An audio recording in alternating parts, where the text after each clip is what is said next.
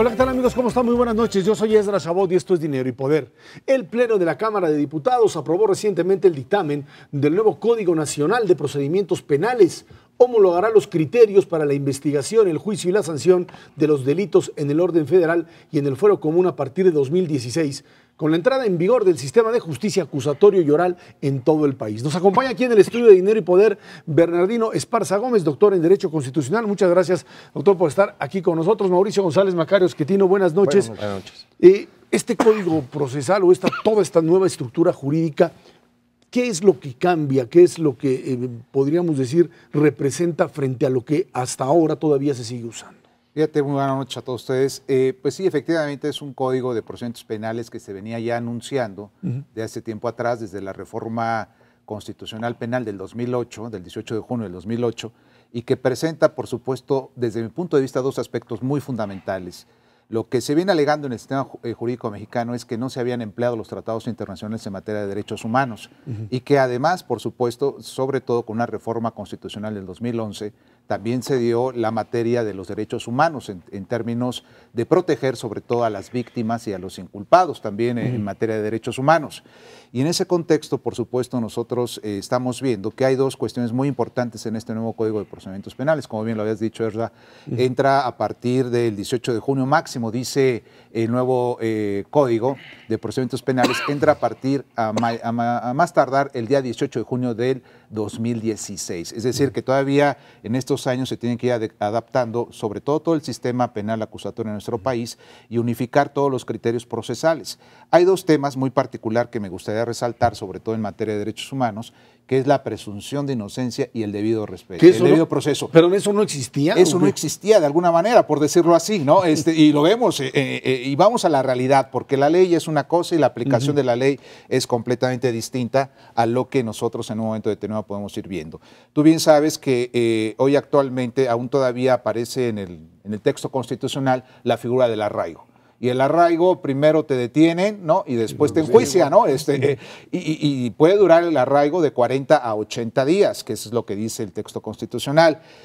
Finalmente, pues bueno, pues hay una presunción de inocencia, porque aún todavía no hay una sentencia que te está condenando, condenatoria, que en un momento determinado tú eres culpable de la presunción de la comisión de un delito. Y luego lo que es el debido proceso también no se cumplen las etapas debidas para ser enjuiciado en un momento determinado. Y ahí vemos muchos casos. Podemos hablar del caso Juan Cassés, por ejemplo, podemos hablar de otros tantos casos, o de casos inclusive no tan relevantes, sino inclusive personales, ¿no? Y en donde de repente sí se habla del debido proceso, y eso sí es un elemento importante para anular algún tipo de sentencia, y en otros simplemente se desecha en forma también totalmente discrecional. Así es, efectivamente, porque se dice que no se han cumplido las etapas de todo el proceso. Muchas veces, cuando se comete un delito, ¿sí? Hay dos etapas. Una, la Procuración de Justicia, que es Ministerio Público, que se va a encargar de la averiguación previa, y que ellos van a tener que ver y verificar junto con la policía, por supuesto, si efectivamente hay elementos de prueba para consignar ante un juez penal. Y luego ante el juez penal llevar todo un procedimiento. Se dice que el debido proceso inicia justo con el juez penal. Desde mi punto de vista, un debido proceso inicia desde el momento en que hay una querella o hay una denuncia o hay una averiguación previa ya y la está llevando el Ministerio Público. Y el debido proceso son todas las etapas para cumplir esa parte y respetar propiamente los derechos humanos, tanto pues, sin duda del inculpado y de la víctima en esos términos, ¿no? Doctor, yo tengo la impresión que estamos viviendo un proceso de transformación bastante más profundo de lo que uno se imagina a primera instancia. La reforma política, por ejemplo, modificó a la Procuraduría para crear una fiscalía, aunque esto va a tardar unos años. Así es. El Código Nacional de Procedimientos Penales se convierte en una especie de ley general que obliga tanto a la Federación como a los estados. Yo tengo la impresión que durante mucho tiempo en México no usábamos la ley, más que así de referencia remota, y ahora que la empezamos a usar vimos que no funcionaba mucho, estamos empezando a ajustar, y una de las partes más importantes es cómo acomodar los estados con la federación. Como que esta idea del federalismo mexicano que traemos desde el siglo XIX no nos está funcionando bien. ¿Usted cree que el camino en el que vamos es correcto? ¿Puede ayudarnos a resolver esto? Yo creo que sí es correcto, Macario, pero sobre todo hay algo bien importante, y yo lo he visto muchas veces en los cursos que he impartido a la cuestión de los jueces, magistrados, etcétera, el cambio de mentalidad. El cambio de mentalidad de un sistema en donde todo lo ves en papel, hoy actualmente, ¿sí? Los juicios, la demanda, el procedimiento, etcétera. Y el otro es, obviamente, que son juicios orales, apoyados sin duda, por supuesto, de escritos, pero que no estén leyendo en un juicio oral, dice el nuevo Código de Procedimientos Penales. Implica que para que se pueda adaptar todo lo que es el ámbito local, sin duda, necesita también, desde mi punto de vista, pensar en un cambio de mente, ¿no? de cultura, de saber que esto va a agilizar el sistema oral, y que debe de agilizarlo de alguna manera, en el sentido de la administración de la justicia. Si nosotros no estamos aptos a un cambio, si nosotros no queremos modernizar el sistema de justicia, pues muy difícilmente podemos hablar de que el sistema pueda tener una repercusión eficaz en un momento determinado. Yo creo que también es mucho de los actores, tanto del Ministerio Público, como también de lo que es el juez, ¿no? ¿Y si se percibe esta transformación de la mentalidad? ¿Usted lo ve? A mí en algunos casos no, me ha costado mucho en que entiendan cómo pasar ese proceso. He visto mucho en que mucha gente hablar en público desde la entrada ya está deshecho, ¿no? Les cuesta trabajo. Muchos están acostumbrados a que su secretario, ¿sí?, les haga la chamba y ellos nada más firmen, en este caso. Y posteriormente, pues bueno, dice, ya presentarme al juicio oral, alegar, discutir, estar en como una mesa como en esta de debate, pues es muy difícil, ¿no? Estar argumentando. Y los secretarios no querrán también que se mantenga como estaba, porque pues, al hacerlo ellos controlaban, ¿no? Controlaban de alguna manera, sí, efectivamente, eso, sí. ¿no? Yo creo que también es eso, ¿no? Y yo creo que sí, Macario, es un cambio de mentalidad muy profundo.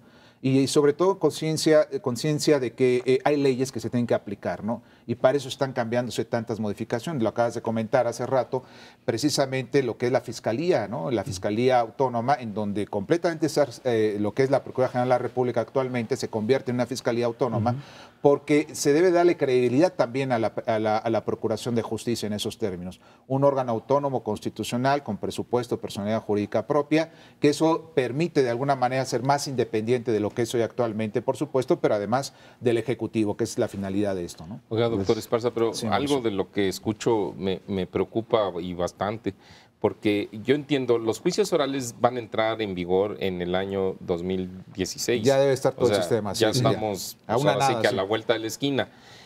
Lo voy a comparar con lo que sucede a veces en una empresa. Cuando en una empresa cambiamos un proceso productivo, pues lo primero que se nos ocurre es capacitar, ¿no?, a los empleados. Por ejemplo, si vamos a traer una nueva máquina, pues para que la conozcan, para que sepan cómo funciona, para que si se descompone, ¿no?, pues ahí le hagan el intento de arreglarla, etcétera.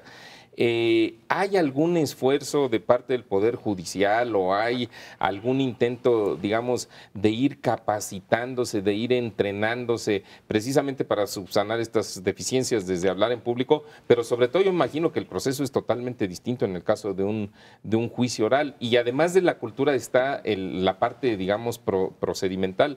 Eso ya, si le tuviéramos que poner una medición, ¿ya va 25% avanzado, 50, 75 o 0? Yo le calcularía a Mauricio con un 25%, ¿no?, en todo el sistema mexicano, en todo el sistema jurídico mexicano, a nivel local, a nivel federal, por supuesto. ¿Por qué? Porque justo estás diciendo un punto muy central, la capacitación. La capacitación de todos, estoy hablando de ministerios públicos, policía, por supuesto, y estoy hablando de jueces, magistrados y ministros, inclusive de la propia Corte, ¿no? En ese sentido, pues obviamente, además de esa capacitación se requiere, sabes que un tema muy importante, y tú bien lo sabes, la infraestructura en cuestión de dinero. Muchos juzgados todavía aún que ya están aplicando el juicio oral, pues no tienen una sala de juicio oral. Un juicio oral, ¿qué significa? Necesitas una videocámara, necesitas CDs, vamos a decirlo así, para grabar todo el juicio oral, necesitas micrófonos, necesitas, pues obviamente, toda la infraestructura de un juicio, el equipamiento. Y muchos de los tribunales locales aún todavía pues no lo tienen, o tienen el dinero y no lo han empleado en un momento determinado. Entonces, ese es un tema muy recurrente, y bien lo sabemos, pues estamos prácticamente a 2 años de que esto ya esté implementado en todo el sistema mexicano y no se ha hecho en ese sentido. Además, parecería ser que también hay muchos que no entienden lo que implica un juicio oral o un modelo de juicio oral, bajo el principio de que pues tiene que ser totalmente abierto, es cierto, pero hay quien dice es que los medios de comunicación podrían entrar y filmarlo y difundirlo, y yo creo que ese es un error gravísimo porque terminas convirtiendo el juicio en parte del debate público. Una cosa es que se filme para que aparezca como evidencia de que se hizo y de que se hizo bien, correctamente, y otra es convertir en circo finalmente todo el proceso de impartición de justicia. Sí, la gente piensa que sería como las películas en Estados Unidos, ¿no? Así es. En Estados Unidos, en donde puede haber toda la... Pero ni ahí se permite tampoco, filmar. Porque inclusive si ustedes lo ven, las imágenes son dibujadas, ¿no? Son dibujadas digamos, de los hechos en un momento determinado o de las partes que están interviniendo en este juicio. Tiene un máximo de publicidad, eso es cierto, todos los juicios orales. ¿Qué significa esto? Pues que tienen que ser filmados, tienen que ser grabados, tienen que ser evidenciados de alguna manera, como bien lo dijiste, para poder llevar a cabo la claridad del juicio y no haya, vamos a decirlo así, vulneración de esos derechos, tanto de la víctima como del inculpado, que sea todo correctamente como lo dice la ley. Yo creo que sí, efectivamente debe ser así, porque sobre todo también el propio Código de Procedimientos Penales, el actual, nos señala que debe de haber privacidad, por supuesto, intimidad, manejarse de alguna manera también en privado los datos personales. En un juicio oral, ¿qué es lo que pasa? Vamos a suponer, Macario, tus apellidos, tu nombre, tus datos personales, pues eso no puede estarlo escuchando de alguna manera el medio de comunicación, porque entonces se violaría de acuerdo al Código de Procedimientos Penales actual. Ese es un tema muy recurrente en ese caso. Además de la parte esta del Código de Procedimientos Penales, a mí me gustaría insistir un poco en este problema que hemos tenido en México alrededor del federalismo, que ha ido distorsionando muchas de las ideas básicas que teníamos de que se suponía que iba a funcionar. Realmente pocas veces en México se ha aplicado en la realidad. Ahora es una de ellas y lo que hemos visto son pues gobernadores que tienen un control absoluto de sus estados y que reproducen ese viejo México que tuvimos en sus lugares. Ahora, el proceso con el cual estamos tratando de compensar esto, con estas leyes generales y códigos nacionales, ¿a usted le parece que es un procedimiento constitucionalmente correcto que nos va a llevar por buen camino? ¿Cómo la ve? Sí, acuérdense que hubo una reforma a un artículo, al artículo 73 constitucional para otorgarle facultades, son facultades del Congreso. Sí, que por cierto ya llevan 69 modificaciones, hablando un poco del aniversario de la Constitución, 69 modificaciones de este artículo, y se reformó para darle esa facultad al Congreso para crear leyes, en este caso el Código de Procedimientos Penales. Un poco lo que es el federalismo, soberanía, autodeterminación y obviamente autolimitación de los propios estados, está en limbo porque se dice que tú, poder general, es decir, federación, me estás organizando mi propio estado, ¿no? Yo creo que constitucionalmente, con base a esto, está correcto. Sin embargo, y bien lo dijiste, Macario, en este caso, el aspecto de que los gobernadores, y eso ocurrió mucho con la reforma político-electoral en cuanto a lo que se hizo el Instituto Nacional de Elecciones, ¿no? Que fue uno de los argumentos principales de que los gobernadores de los estados intervienen mucho en las decisiones, entre ellas nombrar a sus propios consejeros estatales, electorales, y por eso se hizo esa reforma político-electoral. En materia, digamos, constitucional penal, desde mi punto de vista, yo creo que sí se tiene que hacer, porque hay dos derechos bien importantes, o más bien, hay dos aspectos muy importantes que se deben de proteger en materia de derechos humanos. Los derechos, por supuesto, de todas las víctimas y de los inculpados en un proceso y en un debido proceso, y volvemos al principio, debido proceso, y lo que es la presunción de inocencia en estos términos, ¿no? Cuando se habla de juicios orales, uno voltea a ver lo que en algunos lugares se maneja como juicios por jurado, que de alguna manera exige a la ciudadanía un mayor nivel de participación.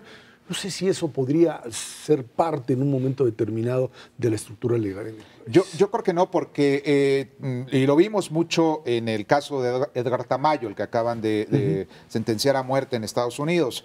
Un jurado en 1994 por ahí lo acusó precisamente del homicidio de un policía y el proceso ya muchas veces lo conocemos ciertamente. En este caso no lo va a haber, es un ministerio público, un juez, la parte acusadora, el defensor y obviamente los elementos de prueba. Esto, desde mi punto de vista, dejarlo a un jurado sin la especialidad del conocimiento del derecho sería, desde mi punto de vista particular, un error y un vicio en el procedimiento.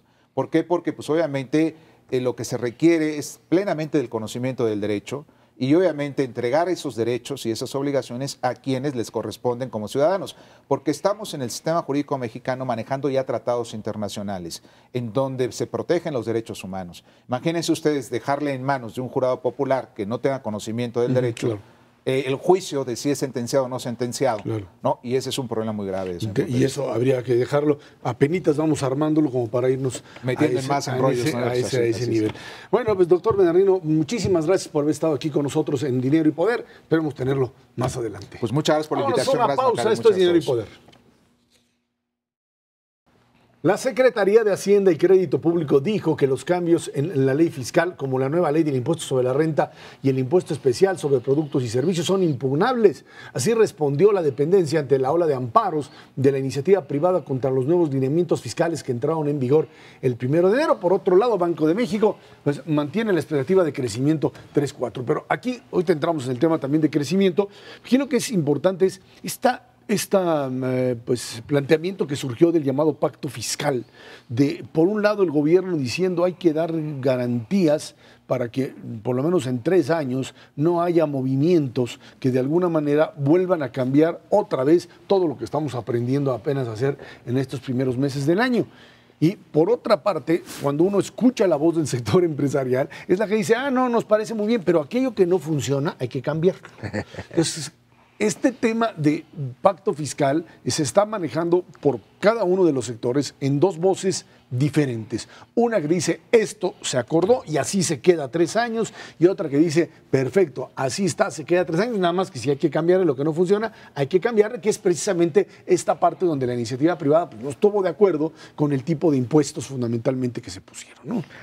Sí, yo creo que cuando la Secretaría de Hacienda reconoce que son impugnables las leyes, pues no está reconociendo nada excepcional. No, así son las leyes, se pueden impugnar y uno puede perder la impugnación, como es lo que probablemente sucede con buena parte de estos amparos que se están haciendo. Habrá algunos que tal vez procedan, y en esos casos el pacto fiscal no tiene importancia, porque quien cambia la decisión, si acaso ocurriese, sería la Suprema Corte de Justicia, que no tiene nada que ver con el Poder Ejecutivo, entonces no habría problema.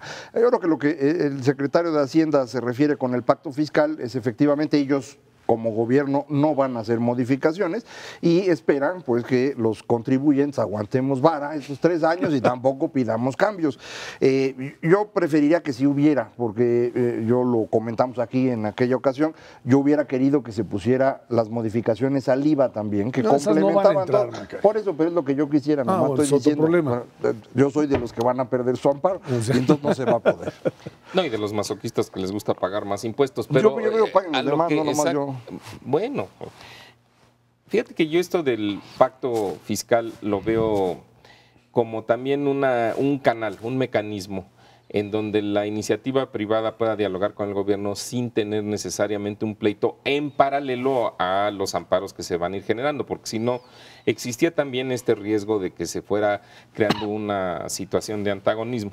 Sin embargo, me parece que hay una contradicción también de parte de la autoridad hacendaria.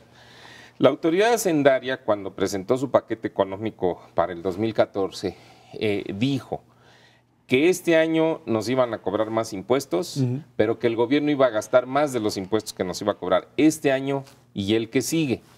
Y que a partir del 2016, cuando la economía empezara a crecer un poco más, tendría que el gobierno recaudar más, y yo supongo que quizás ahí modificar algunos impuestos para poder recaudar lo suficiente y reducir o eliminar o cancelar la deuda en la que incurriera en estos 2 años. ¿Cómo le vamos a hacer o cómo le va a hacer Hacienda si no va a haber cambios en los impuestos durante 3 años? Pues entonces ya no está tan claro que se vaya a reducir la deuda en la que se incurra en estos años. Entonces, creo que esas son las cosas que yo creo que tienen que aclarar. El pacto no se ha anunciado con detalle, pero esas es de las cosas que van a surgir como duda. Yo creo que esto tiene que ver fundamentalmente con 2 discursos, 2 posiciones de 2 socios que le entraron a esto, iniciativa privada y gobierno, y que en el camino pues lo que primero tienen que hacer gobierno es decir, esto es para largo plazo, no empiecen dentro de 6 meses o 1 año a decir, y me quitas el IEPS a los alimentos porque no, la gente no bajó de peso, y entonces, como no bajaron de peso, hay que volver a quitar el impuesto. no me quites nada de eso, no me impugnes eso, vamos a generar crecimiento económico y a partir del crecimiento económico que se genere, ya vemos. Es que el otro problema, yo entiendo el planteamiento del gobierno, si tú dices, bueno, pues aquí está y si funciona bien y si no, no, pues ya no te funcionó. Ya no te funcionó. Es obvio que en una posición de duda con respecto a lo aprobado, pues simple y sencillamente el sector empresarial diría, ni planifico nada, ni pago, al ratito vemos cómo me arreglo. Así es. Yo pienso que esa es la lógica y entonces quedaría más claro a lo que Mauricio se refiere. Lo que está diciendo la Secretaría de Hacienda con el pacto fiscal es, no le muevan ahorita, ¿no? Y lo está haciendo por una razón muy sencilla, no nada más nos aplicaron cambios en las leyes de impuestos, aplicaron una gran cantidad de cambios en el Código Fiscal de la Federación, hubo una ley de lavado de dinero que se empezó a aplicar apenas y hay una reforma financiera que también modificó todo. Entonces resulta que los mexicanos están teniendo que ordenar por primera vez en su vida, la mayoría de ellos, en estos meses y todo el mundo está empezando a angustiarse porque de pronto resulta que hay que pagar impuestos. Sí, mucha de la gente que no se quejaba con las cuestiones fiscales es porque nunca declaraba nada y pues cobraba en efectivo y pagaba en efectivo y ya no se puede tan fácil. Y entonces esa es la parte en donde empieza a haber tensión y creo yo el secretario de Hacienda con esto lo que hace es, vamos a hacer un pacto, vamos a discutir ahí, vamos a llevarla ahí 3 años y no la hagan de todos, ¿no? Es que además el gobierno estaría pensando que su posibilidad de recaudar ahora sí es mayor. Esta vieja idea que se decía, hay que ser más eficientes en la recaudación, nunca hacían nada. En esta ocasión nada más publicaron la lista de los deudores y los que no eran y los que sí eran y todo el relajo que se armó y finalmente le entraron 100 millones de pesos a Hacienda. O sea, se dan cuenta que apretando por un lado y asustando, por supuesto, pues finalmente muy elegantemente lo tienen que hacer, los sectores productivos e improductivos también, pues se ven obligados a pagar el impuesto como tal. Y en una de esas vamos a tener recaudaciones fiscales muy superiores. Ya las tuvimos. Ya las tenemos. En el 2014, que siguen, en el 2013, vas a tener superiores a las que originalmente estabas planteando. En el 2013, cuando tengamos los datos oficiales, la economía pues, crecerá 1.2%, cuando mucho, y la recaudación tributaria, o sea, la que no tiene nada que ver con la parte del petróleo, pues creció como 5 o 6%. O sea, eso realmente el mérito hay que dárselo al SAT, porque se puso las pilas desde el día 1 y empezó a mejorar sus prácticas administrativas. Y luego con el refuerzo que dice Macario del Código Fiscal de la Federación, pues ahí sí deberíamos de ver un incremento significativo de la recaudación. La queja que prevalece, y yo creo que en algún momento esto pues lo va a tener que atender el gobierno, quizás en la segunda mitad del sexenio, es el tema de, ok, qué bueno que estés cobrando impuestos, qué bueno que estés cobrando más impuestos, qué bueno que estés teniendo mayor recaudación. El problema es que estás grabando al mismo segmento de contribuyentes, o sea, realmente donde sí hubo muy poco avance es en incorporar del sector informal hacia el formal para poder generar una mayor recaudación sin que necesariamente le subas los impuestos a los mismos que los pagan siempre o los pagamos siempre. Ahí está el problema. A ver, el gobierno habló de un nuevo régimen de incorporación fiscal y de beneficios. Yo no sé si le va a funcionar, honestamente. Yo creo que la idea de que la gente deje la informalidad y se vuelva formal va a producirse solamente si hay un incentivo real para hacerlo. Si es rentable. El problema es que hasta ahora la estructura no lo hace, pero eso te deja a ti como gobierno también totalmente desarmado. Entonces, ¿qué haces? No le cobras impuesto a nadie y sigues viviendo como estábamos anteriormente. No te va a alcanzar los recursos y eventualmente la bomba te va a estallar. La informalidad en México está asociada mucho a un problema de falta de productividad y por lo mismo de pobreza. Entonces, una gran cantidad de personas que están en la informalidad, más o menos 2/3 partes de las personas que están en informalidad, que son 2/3 partes del total, tienen ingresos inferiores a 2 salarios mínimos. Con ese nivel de ingreso no pagas impuesto. Si estuvieras en la formalidad tampoco pagarías, de hecho recibirías un subsidio. Entonces, estas personas no se van a incorporar a la formalidad jamás, bajo ninguna forma. Lo que necesitamos para que se vayan incorporando es que se vuelvan más productivos y conforme eso ocurra, los podrás ir incorporando. Pero hay un fenómeno a nivel internacional que vale la pena considerar. Está creciendo en todos los países industrializados en el mundo una cosa que se llama el trabajo no estructurado. En Japón, por ejemplo, 36% de quienes trabajan no tienen empleo formal. Si usáramos la definición de informalidad que estamos usando en México, que nos da el 60 y tantos %, 36% de Japón sería informal. Y esta cantidad es la misma en Alemania, en Francia es 25%, en Estados Unidos es 24%. Entonces, ¿Qué es trabajo no estructurado? Trabajo no estructurado es todas estas personas que no tienen un empleo de 8 horas y que no tienen un lugar fijo de trabajo y que eso nosotros llamamos informal. Te aseguro que sí tienen un registro federal de causantes, tienen su número de identificación. No necesariamente, de depende de la circunstancia, son varios tipos de personal distinto al que está en estas circunstancias. De esos en México, a lo que me quería referir es, tenemos un porcentaje de esas personas que sí podríamos incorporar, pero ese porcentaje es relativamente pequeño frente al otro, que es un problema de pobreza y de improductividad. Y está el otro punto, Macario, en donde una buena parte también de la informalidad de altos ingresos tiene que ver con crimen organizado y tiene que ver, sí, con todo ese montón de dinero que ahora se trata de secar, o sea, el manejo del efectivo, más que como una política recaudatoria, como un problema de seguridad nacional. Tan sencillo como eso, ¿sí? Toda esa estructura que se descubrió de facturas apócrifas, etcétera, etcétera, termina convirtiéndose no solamente en un mecanismo de evasión fiscal, sino en parte de la cadena de financiamiento a grupos criminales. Bueno, por eso se cerró la pinza con la nueva ley de lavado de dinero. Ese es realmente el propósito y en principio pues debe de empezar a funcionar. Y eso también te ayuda porque los que quieren seguir evadiendo impuestos y en lugar de seguir pagando con sus tarjetas de crédito y que los fiscalicen, están pagando ahora con efectivo, lo que no se están dando cuenta es de que hay una ley de lavado de dinero que les puede caer encima por ahí la autoridad y las penas no son menores, ¿no? Y yo creo que el efecto más importante de la ley contra el lavado de dinero lo vamos a ver en 2015, porque los lavadores de dinero más importantes de este país son los partidos políticos, que en sus campañas pagaban en efectivo y hacían facturas apócrifas, hacían una cantidad de mugreros que en 2015 no van a poder hacer tan fácil y eso sí va a ser un avance significativo. Vamos a ver si ahora sí que si se formalizan los partidos políticos. Vámonos a una pausa, de regreso vamos a platicar con usted el tema de los indicadores para este 2014. México se está moviendo entre una economía en recuperación frente a un escenario mundial que también ofrece perspectivas positivas. Sin embargo, los primeros meses de este año han sido fundamentalmente o básicamente complicados para la propia economía nacional. Esto es Dinero y Poder. La economía del país comenzó mal, dicen, en este 2014. Durante la primera quincena, la inflación se ubicó en 4,63% tasa anual debido al alza en diversos productos y la homologación del IVA en la frontera.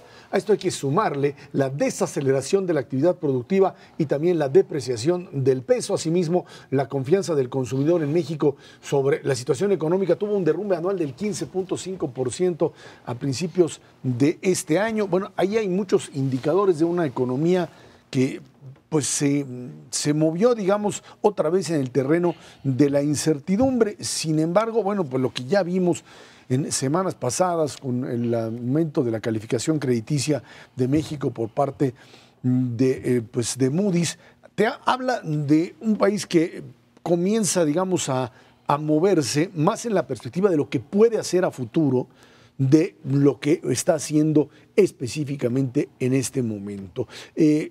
Inflación alta, bueno, pues pegó por supuesto el asunto de la reforma hacendaria.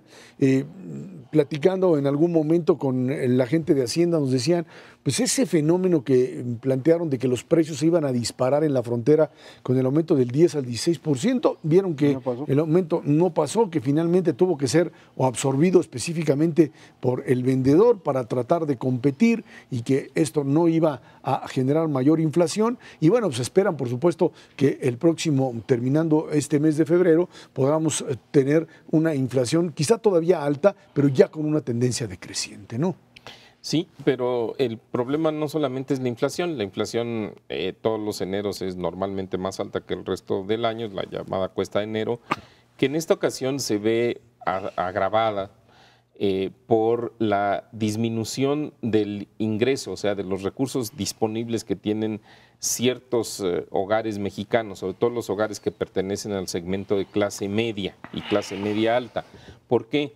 Porque son esos hogares los que consumen una buena parte de las gasolinas de este país, porque son los que consumen los alimentos tienen alto contenido calórico, porque son, en pocas palabras, los hogares en donde les pegó el aumento de impuestos. En algunos cálculos, así muy a grosso modo, lo podemos plantear de esta manera. La inflación, tú dices, es 4.6%, vamos a suponer que es 4% en el año, es más o menos la estimación de los analistas. Segundo, la reducción del ingreso por concepto de pago de mayores impuestos es de otro 4%. Entonces tienes en un segmento importante de los hogares de México un aumento de costo de vida de 8%, cuando que el sueldo que te lo van a subir en el mejor de los casos 3,5%, 4%. Entonces el problema es, tienes que reasignar tu consumo, y eso ya lo vimos en los indicadores de confianza del consumidor. Los consumidores mexicanos no salieron a comprar, están sumamente cautelosos y no quieren comprar, no tienen las ganas ni la disponibilidad de comprar, por ejemplo, bienes duraderos, televisiones, refrigeradoras, lo que sea, automóviles. ¿Por qué? Por lo menos en enero, porque están previendo que no les va a alcanzar para sostener su ritmo de vida, digamos. Pero estamos hablando también al mismo tiempo de un gobierno que dice que va a gastar mucho y va a haber mucho dinero. Esa sería la contraparte para tratar de aminorar esta caída inicial durante estos meses. Que no lo hicieron en enero. Enero sí suele ser un mes lento. Es la cuesta. Así funciona. Pero se supone que el gobierno efectivamente va a tener un gasto mayor. Es una deuda en la que va a incurrir en el transcurso del año de que son 600,000 millones de pesos, que es un gasto que supera la caída de ingreso de las personas, precisamente porque es deuda. Además de eso, se esperaría que hubiera inversión privada, no tan grande como han dicho algunos, que van a empezar a sacar petróleo y demás. Eso no va a ocurrir, pero sí debe haber un poquito de incremento en inversión y con eso va a crecer la economía. Pero efectivamente el consumo de las personas va a resentirse. Ya se resintió a inicios del año, hace un par de semanas que salió el dato de Moody, el mismo día prácticamente salió lo de la confianza del consumidor y se fueron en direcciones opuestas. Y creo que una está viendo a futuro y la otra está viendo lo que está ocurriendo ahorita. Entonces yo esperaría que en el transcurso del año el consumo de las personas empiece a estabilizar, va a quedar abajo indudablemente de 2013, pero conforme se estabiliza la gente lo va a ver un poquito menos mal. Y algo que debe ser importante, sobre todo para el consumo de bienes de consumo durable, es qué va a ocurrir con tasas de interés y con créditos en el futuro próximo, en donde yo sigo pensando que la reforma financiera va a ser relevante, no necesariamente en 2014, pero va a empezar a tener impacto en la reducción del costo del crédito, y esto es lo que debe cambiar la perspectiva de la población. Bueno, y yo creo que el otro ingrediente que me parece que puede surtir efecto quizá con más velocidad que la reforma financiera es el aumento del gasto de la inversión pública. O sea, si el gobierno ayudó el año pasado a que la economía no creciera demasiado porque no ejerció el gasto que debió haber ejercido en materia de infraestructura, este año se prepararon para ello. Si lo llegan a ejercer, yo creo que ahí sí podemos ver un levantón, un repunte de la actividad económica. Pues yo calculo que por ahí de abril o mayo ya debería de haber señales de eso, si lo ejercen. Si no lo ejercen, si se quedan en el mundo de las licitaciones y de que se cancelaron y no se van a echar a andar los proyectos porque no están todos los documentos listos, pues entonces sí va a estar difícil. Eso sería suicida. Sí, claro. No va a ocurrir eso. Pero sí, el otro punto es hasta dónde el contexto internacional puede afectar. Por un lado, tenemos una economía norteamericana que casi tenemos la certeza de que va a crecer. Aunque hay una parte de la economía mexicana pues, que simplemente está totalmente desconectada de esa y sigue creciendo poco. Pero bueno, y está la crisis de países emergentes, que se complica cada vez más. El caso turco, donde de un día para otro duplican las tasas de interés. El caso brasileño, en donde pues tienen compromisos internacionales y tienen ahora sí problema muy, muy claro pues de manejo de deuda y de lo que sería la inflación que se les dispara.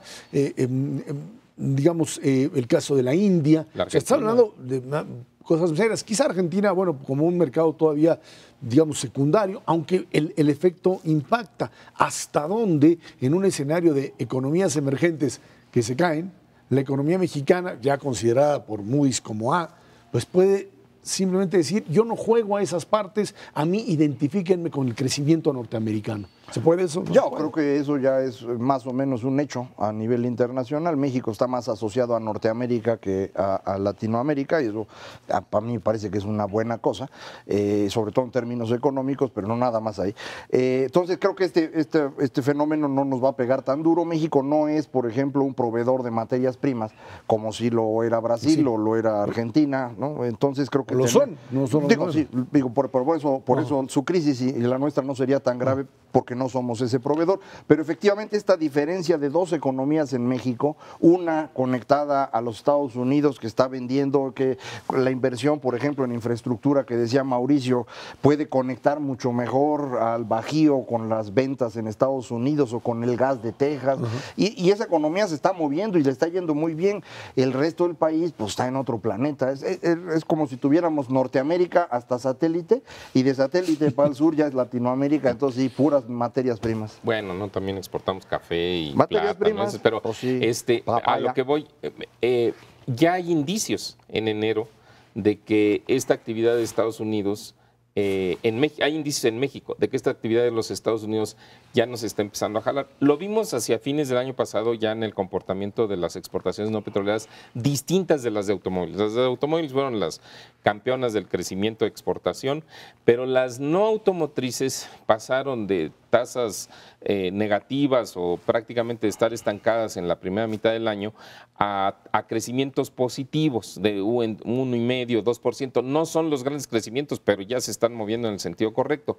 Y en el mes de enero se observó un incremento en los pedidos manufactureros en México, o sea, las fábricas recibieron más pedidos. Y yo, aunque no tenemos la distinción en los datos, sospecho que una parte de esos pedidos son pedidos que se van de exportación.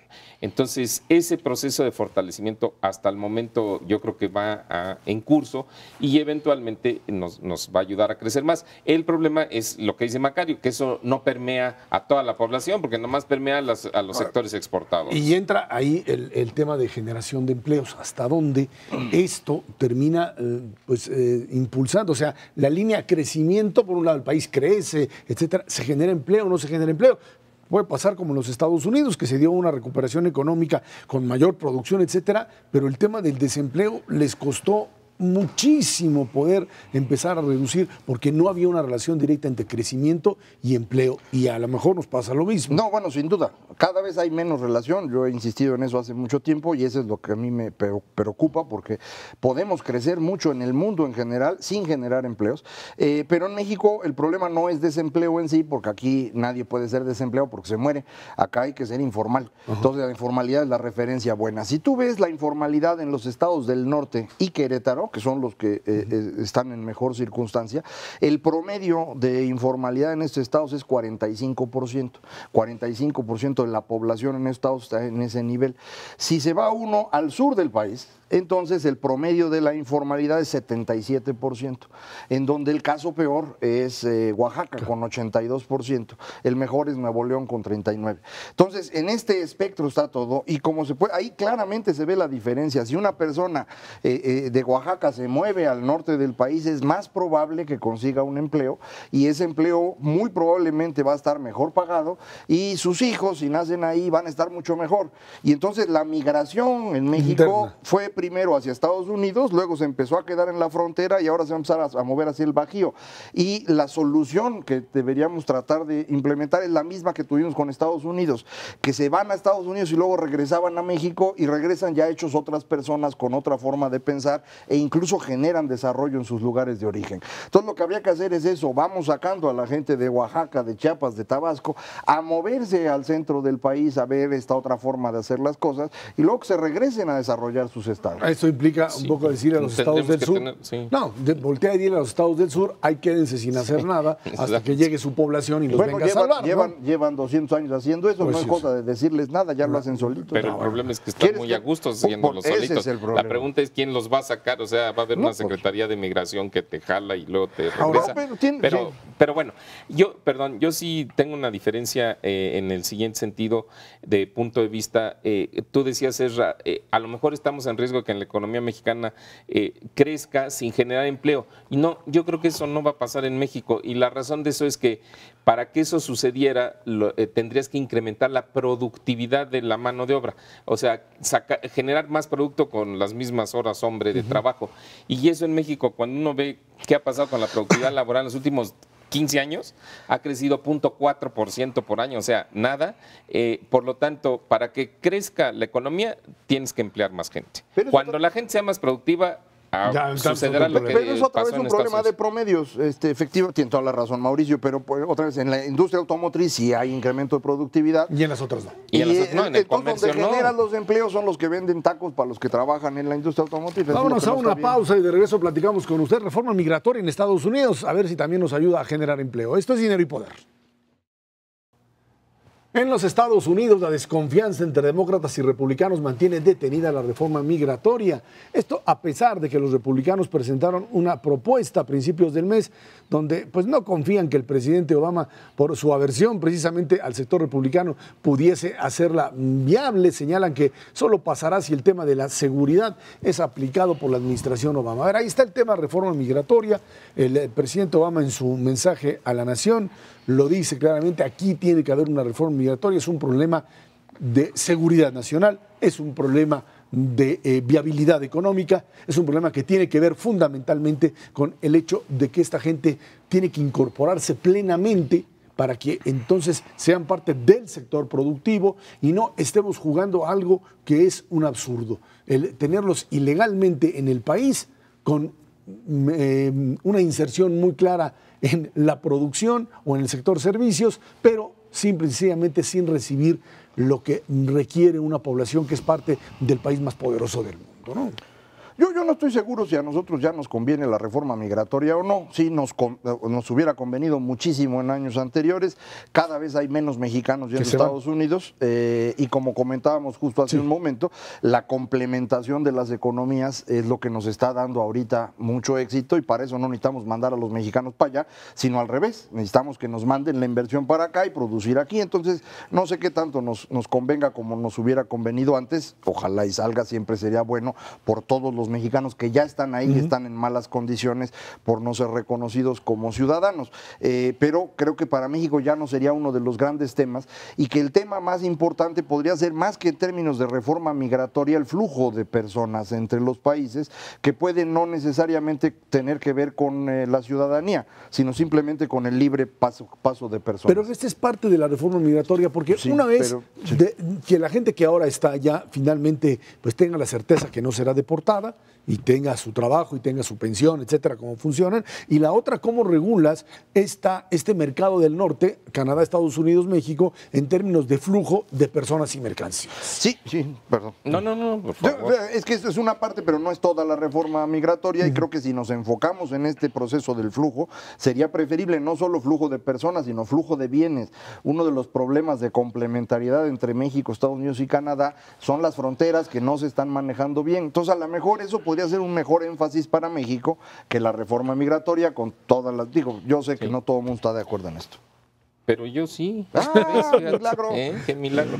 No, es que efectivamente yo creo que hay que ver, hay dos formas de ver la reforma migratoria de los Estados Unidos. Una con el espejo retrovisor, o sea, para solucionar el problema que ya existe, y otra viendo hacia adelante, ¿no? Que me parece que es lo que Macario dice muy claramente de los flujos.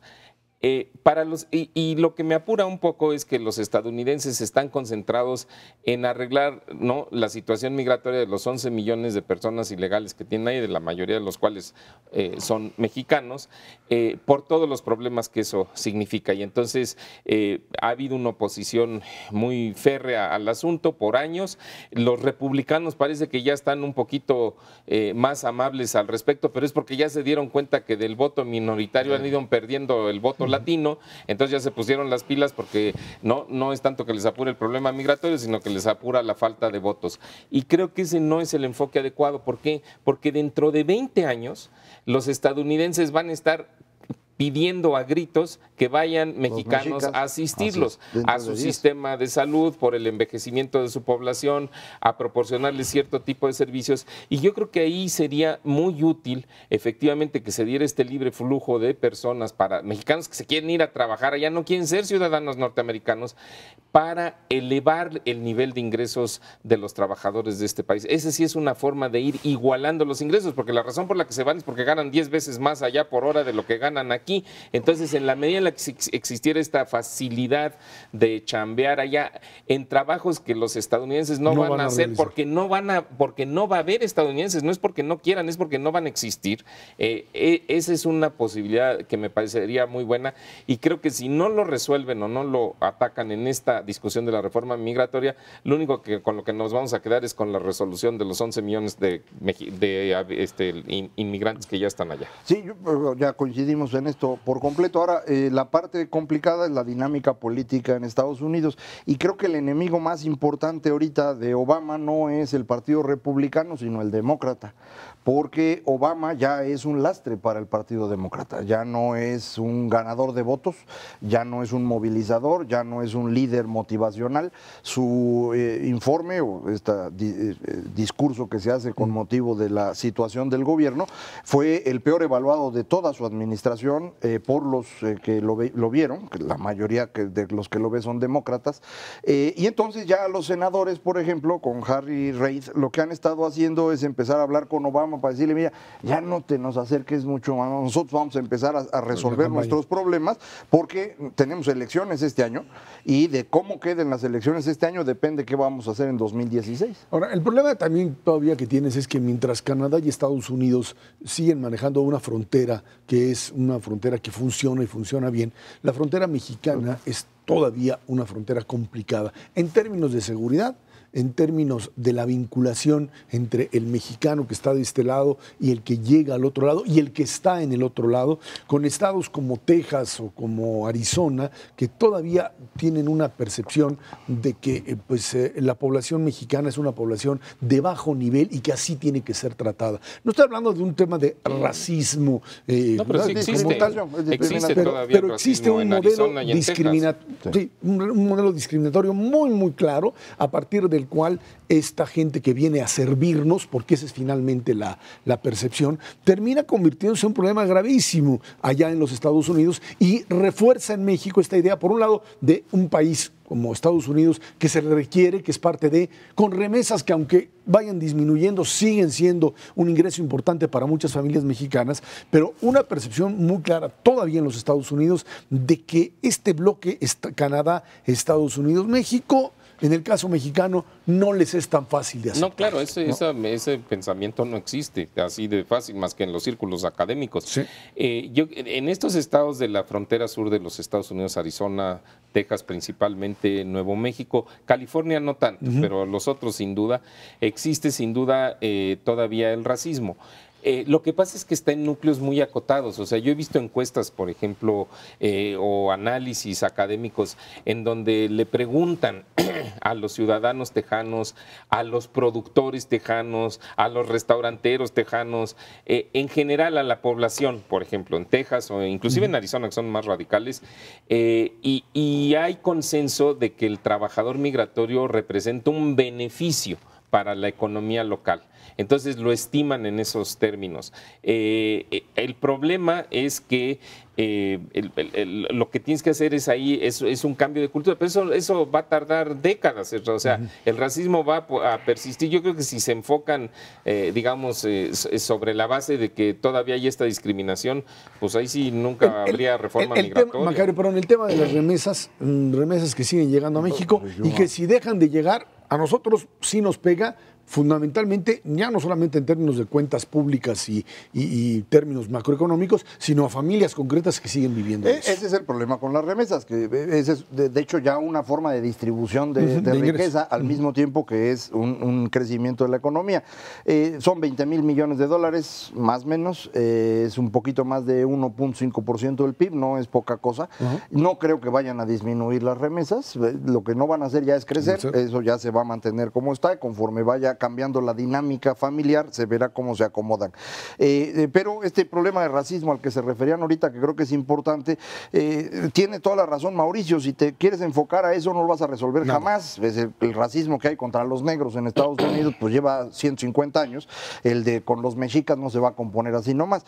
Pero creo que la dinámica sobre la que tenemos que pensar es diferente, y es en esta lógica de cómo complementamos las economías, y para ello necesitas abrir fronteras para que sea más eficiente. ¿Cómo le haces para convencer a los Estados Unidos de que abrir las fronteras es una buena idea cuando no tienes control de Michoacán o de Tamaulipas o se te está yendo en Veracruz? Pues sí está difícil, ¿no? Claro. O sea, esa es la parte que yo creo que tenemos que invertirle mucho más los mexicanos si queremos tener un futuro en esta negociación con los demás, y es seguridad dentro del país. Sobre todo cuando lo que necesitas para perfeccionar el Tratado de Libre Comercio con Estados Unidos es abrir más puntos, más cruces fronterizos. Exacto. O sea, los que hay son totalmente insuficientes, y entonces empezando desde por dónde haces el cruce y qué condiciones de seguridad le puedes proveer. Sí, yo creo que ese es el gran objetivo que debe tener México en 2014, seguridad y Estado de Derecho, a lo que sea, porque eso es lo que nos va a poner en el camino de que estas cosas funcionen y de tener éxito en esta relación. Y bueno, y finalmente el hecho de que claramente la economía mexicana seguirá vinculada a la norteamericana, no hay de otra, pero las condiciones pueden ser mucho mejores cuando tengas esa garantía. Y es mejor también para nosotros, más seguridad y más Estado de Derecho, no va a ser peor, seguro. Mauricio González Macarios, que tiene muchas gracias. Gracias a usted que nos ve y nos escucha todos los jueves a las 10 de la noche aquí en Canal 11 Dinero y Poder. Estamos en la radio Noticias MBS en el 102.5 del FM de lunes a viernes de 5 a 7 de la noche. Por nuestra parte, muchas gracias y muy buenas noches.